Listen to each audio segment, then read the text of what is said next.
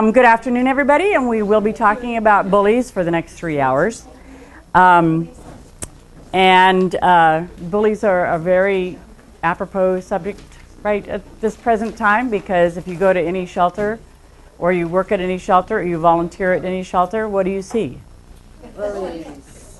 Pit bulls. I've had a lot of different kinds, and I've had lots of different kinds of dogs. And the reason I've had lots of different kinds of dogs is because I want to be a really good consultant and trainer.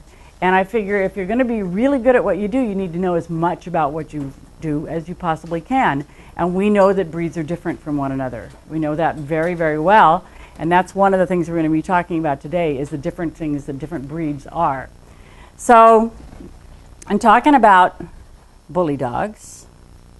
We are going to concentrate on the bully breeds. However, one of our demo dogs today is not actually a bully breed, but is a bully dog. Okay, all right.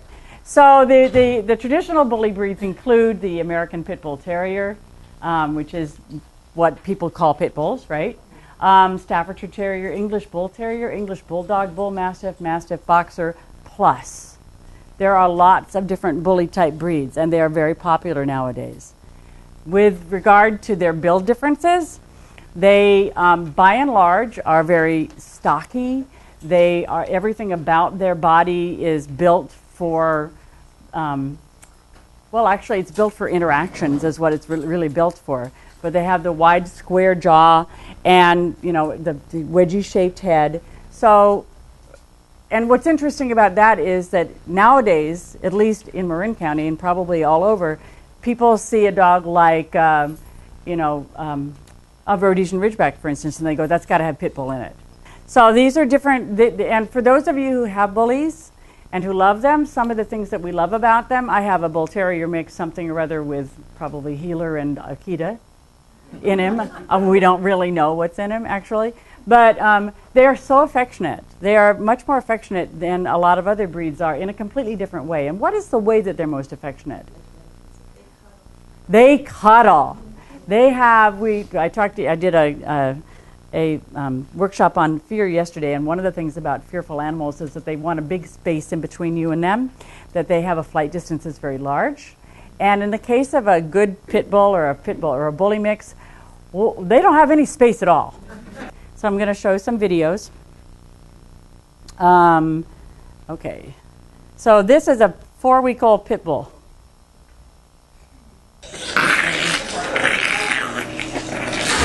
Now, before you think that she's doing anything bad to this puppy, she's not doing anything bad at all. She's just kind of rubbing him right under his chin, her chin.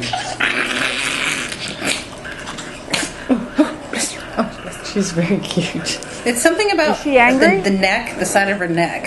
Yeah, this puppy is very angry, isn't she? She's very intolerant. She does not want to have anybody do anything with her. At 4 weeks of age. Yeah. Wow. She's getting teeth now. And here she is. It's so naughty. How can something so cute be so naughty? Little thing too. How is it possible?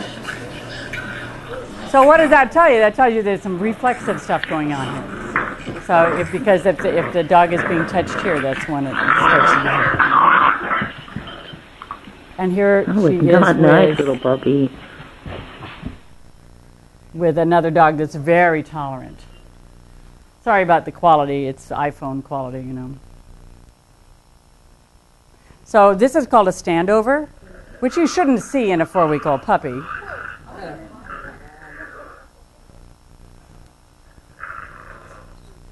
Can you see that that's a standover? Can you see what the dog is doing? It's kind of going, it's the domination word. The dog is actually going over the top of another dog. Okay, so here's another puppy. This is a puppy that actually is really good with people. Whoops. Happy to play with.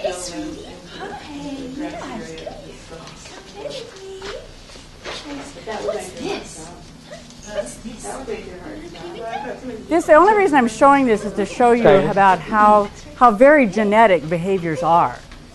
How very, very heritable these behaviors are. So she's a nice pup with people. Okay, she's about 8 weeks old, and she actually is probably from fighting lines. Take that one. Take that leash off.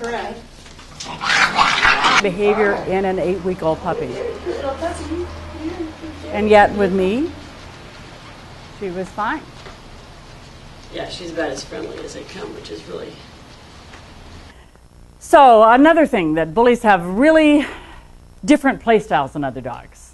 So let's see, you guys, how many of you guys, you got quite a few pit mixes, boxers and whatnot. What is their play style like? It's physical. It's very physical. It's like, Jack, it's like Tyson or whatever. Crash, bang, boom, this is fun. They would play with another pit bull like that with no issues at all. Oh, a lot of eye contact, yes, a great deal. So muzzle punches, body slams, or muzzle or play with no freezes. One of the things that if you watch puppies play or you watch dogs play is you'll see a lot of freezes in the play. So they go bump bump bump bump, you know, and those are all little signals saying we're still playing, we're still playing. So that even though they're going and growling at each other and rolling over and everything else, the dogs are constantly signaling each other that they're still playing. When you start having, you know, when you have two bullies playing, many of them have very few freezes. There might be a play bow every once in a while, but a lot of them are just kind of rolling all over the place. And so the freezes that would tell another dog they're still playing don't occur.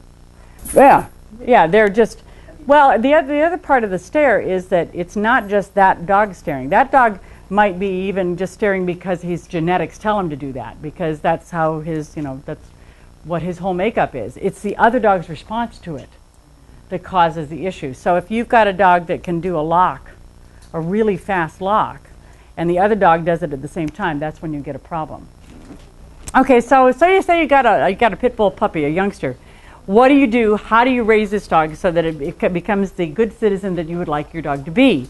So the first thing you do is you don't have them interact with dogs their own size or smaller very much.